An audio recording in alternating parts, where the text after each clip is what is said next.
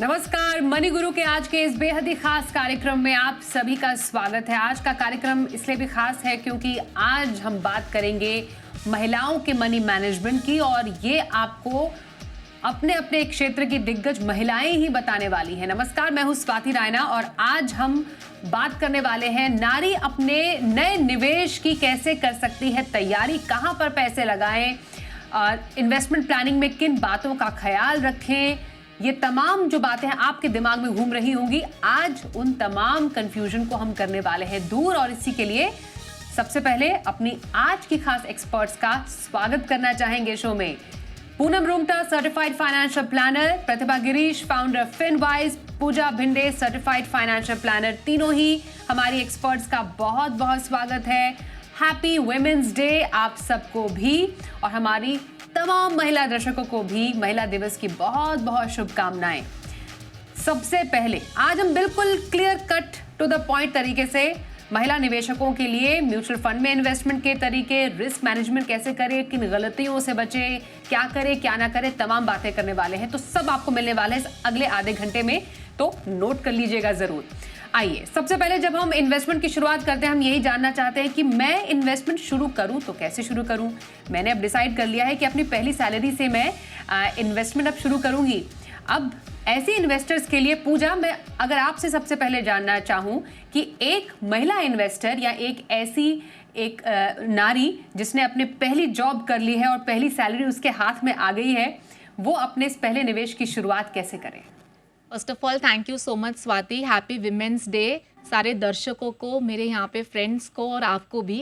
And आज जो हम जश्न मना रहे हैं, मेरे हिसाब से आज तो एक दिन है, एक मौका है, लेकिन विमेन एज अ जेंडर हमें हमेशा जश्न मनाना चाहिए, बिकॉज हम मल्टीटास्कर्स हैं। यू नो, मेन जो प्रोवाइडर हैं फैमिली में, वैसे ही विमेन जो हैं वो फैमिली के, बच्चों के, अपने सारी चीज़ों को अच्छी तरीके से मैनेज करती है। लेकिन जब पैसों की बात आती है तो थोड़ा बहुत कहीं ना कहीं उनमें एक एक बैक स्टेप ले लेती है। तो मेरे हिसाब से आज से आप शुरुआत करें। जो नए निवेशक हैं या जो फर्स्ट टाइम निवेश करना चाहते हैं, मेरे हिसाब से सबसे पहले ना आपको गोल सेट करना है। गोल सेट करना बेसिकली आप एक मेंशन करें, आप डायरी मेंटेन करें, उसमें आप लिखें कि आपके क्या क्या गोल्स हैं। गोल्स को भी आप 3 टेन्योर्स में डिवाइड करें, शॉर्ट टर्म, मिड टर्म और लॉन्ग टर्म। जो 1 साल के अंदर आने वाले हैं, जो 3 साल के आसपास के आने वाले हैं, और एक 5 साल एंड अबव। अब जो लॉन्ग टर्म वाले हैं ना, उसको हम इक्विटी में डाल सकते हैं। आप डायरेक्ट स्टॉक्स में निवेश करें या म्यूचुअल फंड्स का रास्ता चुनें। म्यूचुअल फंड्स मेरे हिसाब से, अगर आपके पास नॉलेज नहीं है और आप ऑटोमेटेड इन्वेस्टमेंट्स चाहते हैं जो हर महीने खुद ही आपके अकाउंट से डेबिट हो जाए, तो वो एक अच्छा तरीका है इक्विटी में निवेश करने का। जो मिड टर्म है उसमें आप बैलेंस्ड कैटेगरी को चूज़ करें, जिसमें आप इक्विटी और डेट का मिश्रण उसमें ऐड कर सकते हैं, या तो फिर थोड़ा बहुत गोल्ड भी ऐड कर सकते हैं। और जो कंटिजेंसी जो 1 साल के लिए है, उसको मेंटेन करने के लिए एक डेट फंड या लिक्विड फंड का आप चुनाव कर सकते हैं। सो एसेट एलोकेशन हो गया, डाइवर्सिफिकेशन ऑफ एसेट्स हो गया, and at the same time थोड़ी बहुत आपको आपकी हेल्थ इंश्योरेंस और लाइफ इंश्योरेंस का भी ध्यान रखना है। तो इस तरीके से फर्स्ट टाइम शुरुआत करने के लिए इन सारी बातों को आपको ध्यान में रखना है। ओके, तो आपने, आई एम श्योर तमाम महिलाओं ने नोट कर लिया होगा। वो लड़कियां जो कि अभी वर्कफोर्स में आने वाली है, उन्होंने नोट कर लिया होगा कि अपने पहली सैलरी से उनको पहला निवेश कैसे शुरू करना है। पर निवेश से भी पहले एक बात का ध्यान रखना है जो कि पूनम हमें बताने वाली है। पूनम, इंश्योरेंस लेना बहुत ज़रूरी है, और महिलाओं के लिए इंश्योरेंस लेना क्यों और भी ज़्यादा ज़रूरी हो जाता है, आप ज़रा बताइए। Swati, first of all, thanks for having me here and happy Women's Day to everyone. आज का जो मुद्दा उठाया ये बहुत अहम है, क्योंकि महिलाएं यूजुअली अपनी फाइनेंशियल प्लानिंग को एक बैक स्टेप देती हैं और इतनी इम्पोर्टेंस नहीं देती, और सारे डिसीजंस वो घर के पुरुषों के ऊपर छोड़ देती हैं। तो यहाँ एक शुरुआत करनी है कि सबसे पहले अपनी जिम्मेदारी खुद उठाएं और आगे बढ़ें। तो जहाँ रिस्क प्लानिंग की बात करती है, रिस्क में 2 चीज़ आती है स्वाति, एक आता है हेल्थ इंश्योरेंस और एक आता है मेडिकल लाइफ इंश्योरेंस। इन दोनों की जिम्मेदारी भी वो अपने हस्बैंड्स या फादर या ब्रदर के ऊपर छोड़ देती हैं, जबकि एक महिला की जो ज़रूरतें होती है related to life insurance and health insurance, वो पुरुषों से अलग होती है थोड़ी, इसलिए उसे समझ के उसको बहुत कैलकुलेटेड तरीके से करनी चाहिए। भले कामकाजी महिला हो या एक होम मेकर हो, दोनों को ही टर्म इंश्योरेंस की या किसी तरह की लाइफ इंश्योरेंस की ज़रूरत है, क्योंकि बहुत कैजुअली ये कहा जाता है कि जो कामकाजी महिला नहीं है, घर होम मेकर है, उनको क्या ही ज़रूरत है इंश्योरेंस की, वो तो आर्थिक रूप से कोई तरीके से योगदान नहीं देती घर के खर्च में। पर आप मुझे बताएं कि एक होममेकर जो है वो कितने सारे ऐसे काम करती है कि उसके ना होने से घर को आर्थिक प्रॉब्लम आ सकती है, जैसे कि वो बच्चों को ट्यूशन देती है, बच्चों का ध्यान रखती है, घर में जो बड़े हैं उनकी केयर टेकिंग करती है, खाना भी बनाती है, गाड़ी से अपने बच्चों का सारा ध्यान रखती है। अगर एक औरत महिला होममेकर ना हो तो कितने सारे खर्च करके उनके काम वो करेंगी। तो घर में सुख शांति हमेशा बनी रहे किसी अनहोनी के होने पर भी, इसलिए उनके लिए भी उनकी जो भी पति की आय है, for home makers I am saying, जो पति की आय है उस हिसाब से कैलकुलेट करके उनके लिए एक टर्म इंश्योरेंस लेनी चाहिए। और हेल्थ इंश्योरेंस, महिलाओं की जो बीमारियां उनकी लिस्ट पुरुषों की बीमारियों से अलग हैं, वो तो हैं ही, और भी हैं, जैसे मैटरनिटी रिलेटेड, छोटे बच्चों से रिलेटेड, इनफर्टिलिटी रिलेटेड, कैंसर जो स्पेशली वुमेन में है। तो ये जो चीज़ें इनको बारीकी से देख के महिलाओं की जो हेल्थ इंश्योरेंस वो भी ज़रूरी है और साथ ही टर्म इंश्योरेंस, दोनों एक साथ ज़रूरी है, दोनों कॉम्प्लीमेंट होने चाहिए। ना कि हम हेल्थ इंश्योरेंस ले लिया तो टर्म इंश्योरेंस की क्या ज़रूरत है, या लाइफ ले लिया तो हेल्थ की क्या ज़रूरत है। तो लाइफ और हेल्थ इंश्योरेंस दोनों को एक जैसा इंपॉर्टेंस देना किसी भी महिला इन्वेस्टर के लिए बहुत जरूरी है। और क्यों जरूरी है ये बताया पूनम ने बहुत ही शानदार ढंग से। अब एक और बहुत इंपॉर्टेंट एस्पेक्ट है जिसको कई बार एक महिला नजरअंदाज कर देती है, वो है उनकी रिटायरमेंट प्लानिंग। और गोल प्लानिंग में प्रतिभा ये बहुत इंपॉर्टेंट होता है। हम तो जानते हैं कि, और ये तो प्रूवन फैक्ट है, साइंटिफिकली प्रूवन फैक्ट है कि महिलाएं पुरुषों के मुकाबले ज्यादा जीती हैं। अब उसके अलग अपने रीजंस हो सकते हैं, लेकिन तैयारी तो उनको करके रखनी पड़ेगी कि आगे आने वाली उम्र में किस तरीके से अपने आप को फाइनेंशियली वो स्टेबल रखे। अब बताइए रिटायरमेंट प्लानिंग की खास तैयारी कैसे करे महिला? सबसे इम्पॉर्टेंट गोल किसी के लाइफ में भी ये होता है कि रिटायरमेंट प्लानिंग की वो सोच ले और पहले से ही रिटायरमेंट प्लानिंग की तैयारी कर ले। रिटायरमेंट का प्लानिंग का ये मतलब नहीं कि वो रिटायर हो जाए। अगर वो सोच रहा है कि 45 इयर्स में मुझे रिटायर होना है, वो रिटायर हो ना हो इससे कोई फ़र्क नहीं पड़ता, लेकिन फाइनेंशियली फ्री होना सबके लिए ज़रूरी है, स्पेशली सो महिलाओं के लिए। तो इट्स इम्पॉर्टेंट दैट एक जो फर्स्ट गोल है वो रिटायरमेंट का मतलब अपनी फाइनेंशियल सिक्योरिटी को ध्यान दे। महिलाओं का एक अच्छा आदत होता है कि वो दूसरे को मतलब बाकी फैमिली के गोल्स पे ध्यान देते हैं और अपना खुद का सिक्योरिटी के बारे में भूल जाता है। वो बिल्कुल नहीं करना है। तो एक अच्छा खासा रकम रखना है और उसको कोई भी मतलब बहुत मेडिकल इमरजेंसी है तो टच करे, बट अदरवाइज कोई भी रीज़न से टच ना करे। वो खुद वर्क कर रहे हैं तो EPF वगैरह डेफिनेटली, वो रिटायरल्स इसीलिए कहा जाता है EPF और NPS, और उसको डेफिनेटली साइड पे रखें। दूसरी बात, अपना अपस्किलिंग भी बहुत ज़रूरी है। जब हम अपस्किल करते हैं तभी हमारा इनकम भी बढ़ता है। ये हमको ये सोचना चाहिए हम अपने आप पे इन्वेस्टमेंट कर रहे हैं और उसके लिए भी एक रकम ज़रूरी है कि रखना। और ये यंग पीपल तो रखेंगे ही, लेकिन सब उम्र के लिए ज़रूरी है कि वो अपने लिए एक रकम रखें जो जिससे वो अपस्किलिंग करें और उनका इनकम बढ़ने का चांसेस हो। 50-60 इयर्स में भी उनका अपस्किलिंग बहुत ज़रूरी होता है। और तीसरा जो सब करते हैं, सबका मकसद यही होता है कि वेल्थ क्रिएट करें, और वेल्थ क्रिएट करने से कॉन्फिडेंस बढ़ता है। As woman we have patience, तो हम लोग ज़्यादा कंजर्वेटिव भी है, तो हम ज़्यादा ट्रेडिंग नहीं करते। ये रिसर्च ये बोलता है कि हम लॉन्ग टर्म इन्वेस्टर्स हैं, तो वेल्थ बिल्ड करना हमारे लिए आसान है और कॉन्फिडेंस बिल्ड करता है और फैमिली की खुशहाली तो सब देखना चाहते हैं। तो definitely the third goal is wealth building. ये तीनों को बराबर मतलब इम्पोर्टेंस देके अगर करेंगे तो बहुत अच्छा उनका कॉर्पस बनेगा।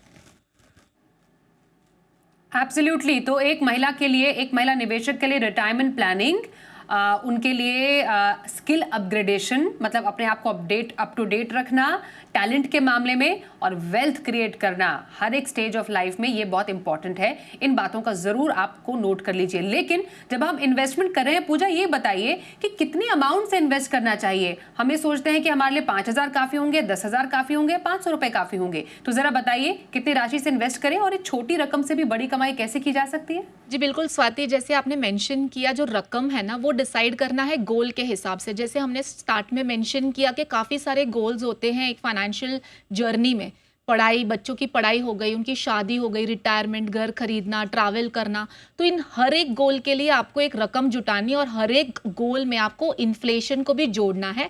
फिर बैक कैलकुलेशन करना है कि इस पर्टिकुलर गोल के लिए मुझे कितनी ज़रूरत है, जो हम SIP के रूट से डेफिनेटली हासिल कर सकते हैं। लेकिन ये सारे गोल्स SIP जो आप कर रहे हैं इक्विटी म्यूचुअल फंड्स में, वो लॉन्ग टर्म के हिसाब से हम समझ के चले कि 4 या 5 साल के ऊपर वाले गोल्स हैं। अब हर एक गोल के सामने एक SIP बुक कर लें। जैसे आपने मेंशन कि अगर एक 5,000 के SIP से अगर हम शुरुआत करते हैं और एक रिटायरमेंट गोल है, समझो हमारे पास 30 साल का समय है और महज 12% का एवरेज रिटर्न समझ के चलें, तो अराउंड 1.5 करोड़ की राशि जुट जाएगी। और अगर 10,000 की SIP अगर हम लेके चले तो 3.5 करोड़ की SIP आपका कॉर्पस बन जाएगा रिटायरमेंट पे। लेकिन एक मज़ेदार बात यह है स्वाति कि हर साल आप SIP को भी स्टेप अप करें। जैसे इनकम बढ़ती है, वर्किंग है, तो आप सैलरी में जैसे जैसे आपकी इनकम हर साल बढ़ती है, आप SIP को भी स्टेप अप करें। तो अगर आपने यही 10,000 की SIP में हर साल 10% से स्टेप अप किया तो आपकी राशि बन जाएगी 8.8 करोड़। तो है ना ये पावर ऑफ कंपाउंडिंग जो हमें दिखता है। तो मेरे हिसाब से हर एक गोल के सामने एक SIP को आप शुरू करें। और आजकल तो हम देख रहे हैं SIP तो मिनिमम 250 रुपये से भी शुरू कर सकते हैं। सो अमाउंट सिर्फ शुरू करने के लिए आप मत करें, गोल के लिए क्या रिक्वायरमेंट है ना, उस हिसाब से आप अमाउंट डिसाइड करें। जो 50-30-20 का रूल है, नॉर्मल जैसे इनफ्लो आता है 50% नीड्स पे डाल दीजिए, 30% आपकी जो वांट्स है उसके लिए रखें, जो 20% है उसको सीधा सीधा सेविंग की तरफ एलोकेट करें और इस तरीके से अपने कैलकुलेशंस करके अपने SIP की शुरुआत करें। जी बिल्कुल, तो छोटे से छोटे रकम से भी आप करोड़ों की कमाई कर सकते हैं, बशर्ते आप समय पर इस इन्वेस्टमेंट को करें। आप एक यंग वुमेन है, प्रोफेशनल है, कामकाजी महिला है, तो अभी से आप इन्वेस्टमेंट की शुरुआत करेंगी तो अराउंड आपके रिटायरमेंट तक, जब भी आप रिटायरमेंट लेना चाहें, जब भी आप रिटायर होना चाहें, तब तक आप काफ़ी अच्छी रकम अपने लिए इकट्ठा कर सकती हैं और बाकी तमाम गोल्स के लिए भी पैसे इकट्ठा कर सकती हैं। छोटे से ब्रेक के लिए रुकते हैं। ब्रेक के बाद भी महिलाओं के मनी मैनेजमेंट टिप्स हमारी महिला एक्सपर्ट्स के साथ बने रहिए हमारे साथ।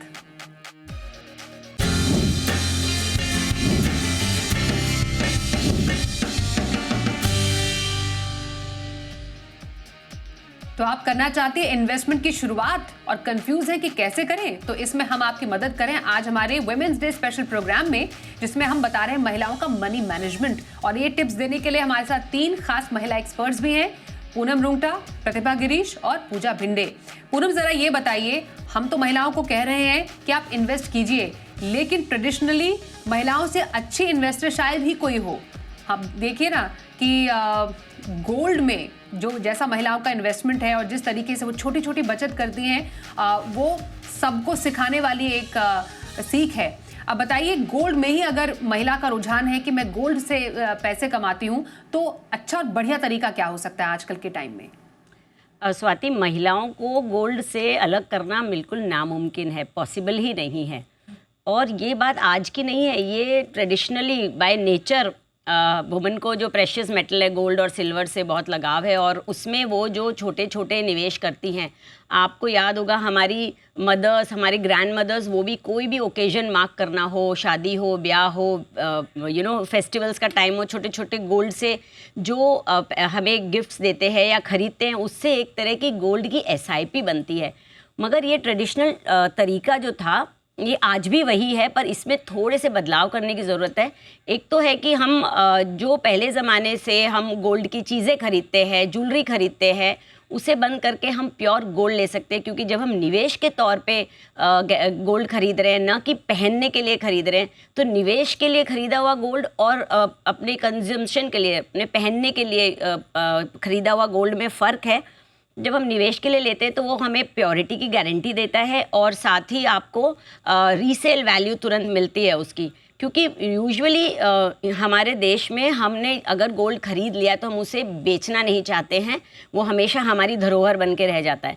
तो जो निवेश के लिए लिया है तो पहले माइंडसेट रखें ये निवेश के लिए है, इसे जब ज़रूरत पड़े हम इसे बेच देंगे। दूसरी बात, आप फिज़िकल गोल्ड ना लेके आप पेपर गोल्ड लेना शुरू करें, तो उसमें आपको प्योरिटी की प्रॉब्लम नहीं है, स्टोरेज की प्रॉब्लम नहीं है, बहुत इजी है लेना और बेचना। क्योंकि गोल्ड की अगर फील आ जाती है फिजिकल गोल्ड की, तो एक महिला के लिए उसे बाद में वापस बेचना मुश्किल हो जाता है। तो ये तरीके से शिफ्ट होंगे, हम पेपर गोल्ड देंगे। और आप को जान के हैरानी होगी कि मात्र 500 रुपए से भी आप गोल्ड फंड में, गोल्ड के म्यूचुअल फंड में निवेश करके गोल्ड में एक्सपोजर ले सकते हैं। साथ ही ETF एक बहुत बेहतरीन तरीका है जहाँ पे आप अपने डीमैट पे मार्क टू मार्केट जो भी रेट चल रहा है उसमें ट्रेड भी कर सकते हैं, ले सकते हैं। सोवरेन गोल्ड बॉन्ड एक बहुत बेहतरीन तरीका था जो अब शायद अवेलेबल नहीं है। तो आप ऑप्शंस देखें गोल्ड खरीदने के, तो आपको संतोष भी रहेगा कि आपने अपने पसंदीदा प्रोडक्ट में इन्वेस्ट किया, और साथ ही निवेश के लिए भी एक बेहतरीन डाइवर्सिफिकेशन दिया अपनी फैमिली के लिए। पर साथ में ये भी ध्यान रखना ज़रूरी है कि आप कितना गोल्ड में निवेश कर रहे हैं। तो जो गोल्ड का निवेश है for the whole family portfolio में 15% से ज़्यादा नहीं होना चाहिए, क्योंकि हम सभी कैटेगरी में डाइवर्सिफिकेशन चाहते हैं। तो गोल्ड निवेश बहुत ज़रूरी भी है, मगर साथ में उसके तरीके वो कैसे निवेश करें और कितना निवेश करें ये भी देखना बहुत ज़रूरी है। बिल्कुल। वैसे जो महिलाएं होती हैं बाय नेचर थोड़ी रिस्क एवर्स होती है, मतलब चाहती हैं कि थोड़ा सा सिक्योर सुरक्षित निवेश वो करें। कई बार ऐसा भी होता है कि कहीं हमसे कोई गलती ना हो जाए। मुझे एक बात बताइए प्रतिभा कि अभी जो महिला इन्वेस्ट करना चाहती है और उनको लग रहा है कि मुझसे कहीं गलती ना हो जाए, तो आप ही बता दीजिए कि अपनी इस निवेश जर्नी में किन गलतियों से उन्हें बचना चाहिए। जैसे आपने बताया वही पॉइंट से स्टार्ट करते हैं। जब महिला इन्वेस्टर्स आते हैं तो यही बताते हैं कि हमें ज़्यादा रिटर्न्स नहीं चाहिए, लेकिन कभी डिप ही नहीं होना चाहिए, कंजर्वेटिव रहने दो, हमें थोड़ा रिटर्न से हम संतुष्ट हैं, हम लॉन्ग टर्म इन्वेस्टर्स हैं। और सच में वो लॉन्ग टर्म इन्वेस्टर्स होते हैं। उनके लिए मैं बताती हूँ, जैसे डर के आगे जीत है, वॉलेटिलिटी के आगे रिटर्न्स है। तो आप घबराइए नहीं, जब आप लॉन्ग टर्म के लिए कर रहे हैं, ये तो मतलब छोटी समय अवधि में ना वॉलेटिलिटी होगा, लेकिन अगर आप बहुत सालों तक बने रहेंगे तो बहुत अच्छा रिटर्न्स मिलेगा। कंजर्वेटिव ना बने। सेकंड, कभी अपने आर्थिक निर्णय में वो खुद शामिल नहीं होते, वो अपने घर के जो पुरुष होते हैं, हस्बैंड होते हैं, फादर ब्रदर, उन पे छोड़ देते हैं कि आप ले लो मेरे लिए डिसीशंस। जब वो कमा रहे हैं तो आप उनका डिसीजन लेना भी ज़रूरी है। अगर वो खुद नहीं कर सकते तो प्रोफेशनल हेल्प ले लें, लेकिन डेफिनेटली निर्णय खुद करें। थर्डली जो है एस्टेट लॉस, जैसे विल बना के जाते हैं, अगर किसी ने विल नहीं बनाया तो किसको कितना प्रॉपर्टी जाता है ये जानना बहुत ज़रूरी है। महिलाओं के लिए इट्स नॉट वेरी बेनिफिशियल, और ये जानना ज़रूरी है हमारे लिए कि अगर अनहोनी हो जाए तो हमारे लिए हम आगे कैसे बढ़ेंगे हम लोग। तो ये एक ज़रूरी बात है। और तीसरी बात लास्ट जो है कि अगर आपने सोच लिया कि मुझे नहीं करना, मैं निर्णय नहीं लूँगी, किसी और पे ही मैं निर्भर रहूँगी, कोई बात नहीं, लेकिन जानकारी ना रखना ना, ये बहुत ही बुरा अंजाम हो सकता है उसका। आपको जानकारी ज़रूर रखना चाहिए अपने पर्सनल फाइनेंसेस में, कैसा आपके फैमिली का जो पर्सनल फाइनेंसेस है कैसे प्लान्ड है, कितना रकम आपने इकट्ठा करके रखा है अपने परिवार के लिए, मतलब इंश्योरेंसेस क्या है, कहाँ कहाँ पे इन्वेस्टमेंट्स है। भले आप कोई भी डिसीजन में भाग मत लीजिए, लेकिन जानकारी रखना तो बनता ही है हर एक वुमन का। बिल्कुल। तो कुछ ऐसी 5 बड़ी गलतियां जो है हमने एक सार निकाला है, प्रतिभा ने बताया आपको, ऐसी कुछ गलतियों से बचे और अपने फाइनेंशियल फैसले आप खुद लीजिए, तो आप और भी ज़्यादा कॉन्फिडेंट महसूस करेंगी। पूजा, इनफैक्ट आप ये बताइए कि एक पोर्टफोलियो में एक महिला इन्वेस्टर कितने फंड्स रख सकती हैं और कौन से टाइप के वो फंड हो सकते हैं, अगर आप कुछ फंड्स रेकमेंड करें। जी बिल्कुल स्वाति, आई थिंक पूरे डिस्कशन में कहीं ना कहीं हमें ये पता है कि हमें किस तरीके से शुरुआत करनी है, किन चीज़ों से बचना है। जो फंड्स के नाम ले रही हूँ, एक डाइवर्सिफाइड एक्विटी फंड, आप एक पोर्टफोलियो बनाइए जिसमें 4 या 5 फंड्स काफ़ी हैं। Large cap, mid cap, small cap अगर आप थोड़ा बहुत लॉन्ग टर्म के लिए रखना चाहते हैं, अग्रेसिव आपका थोड़ा बहुत उसमें नेचर है तो, बिकॉज महिलाएं ज़्यादा अग्रेसिव फंड्स लेती नहीं हैं, लेकिन लॉन्ग टर्म के मामले में अगर आप ले सकते हैं तो फ्लेक्सी कैप और एक वैल्यू स्ट्रैटेजी। ICICI प्रूडेंशियल का blue chip fund, Kotak emerging equity fund, Parag Parikh का flexi cap fund, SBI contra fund और एक Invesco India small cap fund. ये है जो फंड्स हैं, इसकी जो किटी मैं कह रही हूँ वो लॉन्ग टर्म के हिसाब से जो आपके दूर वाले गोल्स हैं, रिटायरमेंट वगैरह। लेकिन एक चीज़ ध्यान रखना है कि कोई एक पर्टिकुलर मार्केट सेगमेंट को, जो मार्केट लाइक लार्ज कैप है या स्मॉल कैप है, उसको बहुत ज़्यादा रेप्लिका मत करें। अगर आपने देखा स्मॉल कैप में अच्छे रिटर्न्स आ रहे तो स्मॉल कैप भरते ना जाइए। NFOs आ रहे हैं तो भरे NFOs भरते ना जाइए, सेक्टोरल फंड्स आ रहे हैं तो वो भरते। 4 या 5 फंड्स काफ़ी हैं। आपके जो फंड्स के जो फंड मैनेजर्स हैं वो इन सबको आपके फंड में शामिल कर ही रहे हैं। जो मिड टर्म है बैलेंस्ड पोर्टफोलियो, अगर आप रिटायर्ड हैं और आप SWP ऑप्शन चाहते हैं, या अगर आपका होराइजन 3 से 5 साल है, तो HDFC asset allocator fund, Kotak equity savings fund, ICICI prudential का मल्टी एसेट फंड जिसमें इक्विटी, डेट और गोल्ड भी मिल जाएगा आपको, एडलवाइज का बैलेंस एडवांटेज फंड, और एक अग्रेसिव हाइब्रिड में SBI इक्विटी हाइब्रिड फंड। अब जो कंटिजेंसी फंड मेंटेन करना है, जो हम कहते हैं कि बहुत ज़रूरी है एक महिला के लिए, क्योंकि करियर ब्रेक्स काफ़ी आते हैं उनकी एक फाइनेंशियल जर्नी में, तो एडलवाइज आर्बिट्राज फंड अगर आप हाई टैक्स ब्रैकेट में हैं तो, DSP low duration fund, Axis treasury advantage fund, ABSL का कॉर्पोरेट बॉन्ड फंड और ICICI का ऑल सीजन बॉन्ड फंड। ये हो जाता है आपका 1 साल से 3 साल के अंदर का अगर डेट फंड आपको पोर्टफोलियो शुरू करना है। अब ये म्यूचुअल फंड के जरिए हमें सब कुछ मिल गया। एक अलग से बिटिया है 10 साल के अंदर है तो सुकन्या समृद्धि आप एक इन्वेस्टमेंट शुरू कर सकते हैं। बाकी इंश्योरेंसेस और गोल्ड के बारे में तो हमने समझ लिया आज क्या क्या करना है। बस शुरुआत करें और अच्छी तरीके से डाइवर्सिफाई रखें पोर्टफोलियो को, and you are all sorted. और बिल्कुल, और इसमें बिल्कुल टच ऑफ गोल्ड देने के लिए पूनम आपने बताया भी था कि गोल्ड क्यों प्रिय है, जरा आप ये भी बता दीजिए कहाँ कहाँ पर इन्वेस्ट कर सकती हैं, कौन से गोल्ड फंड्स या ETFs जो आप रेकमेंड करेंगी पूनम? देखिए, गोल्ड फंड या ETF जो भी आप अगर सिर्फ गोल्ड का लेंगे तो अंडरलाइंग एसेट गोल्ड है और उसी की प्राइस ETF में फॉलो होती है। तो आप कोई भी अच्छे म्यूचुअल फंड का ले सकते हैं, उसमें कोई ज़्यादा फ़र्क नहीं मिलेगा। और ETF सबसे ज़्यादा कम खर्च में लिया जाता है, यानी चार्जेस बहुत कम है उसे लेने में। तो आप कोई भी अच्छी कंपनी का गोल्ड ETF ले सकते हैं। और आप गोल्ड एंड सिल्वर ETF का भी मिक्सचर मिलते हैं, UTI के पास है, आदित्य बिरला के पास है, इडलवाइज के पास है, आप ले सकते हैं। गोल्ड म्यूचुअल फंड आप निप्पॉन का गोल्ड सेविंग फंड ले सकते हैं। और साथ ही इन सबसे हटके फिर भी अगर किसी महिला को अगर ये तसल्ली होती है कि मैं गोल्ड टच एंड फील वाला गोल्ड चाहिए, तो आप गोल्ड बार्स लें, ना कि गोल्ड ज्वेलरी लें, क्योंकि आप मेकिंग चार्जेस और प्योरिटी में कॉम्प्रोमाइज़ करेंगे। ओके, तो ये रहे कुछ टिप्स मनी मैनेजमेंट के आप सभी महिलाओं के लिए। हमारी आज की महिला एक्सपर्ट्स है और इनको अपने अपने फील्ड का काफ़ी लंबा चौड़ा अनुभव है, ना सिर्फ फाइनेंशियल फील्ड का पर जिंदगी की फील्ड का भी। तो उन्होंने तभी सारे अनुभव साझा किए हैं। धन्यवाद करना चाहिए एक बार फिर से आपका पूनम, प्रतिभा और पूजा हमारे साथ इस वुमेन्स डे स्पेशल कार्यक्रम में शामिल होने के लिए, और सभी को भी वेरी हैप्पी इन्वेस्टमेंट जर्नी तमाम महिलाओं के लिए। फिलहाल दीजिए इजाजत, देखते रहिए जी बिजनेस।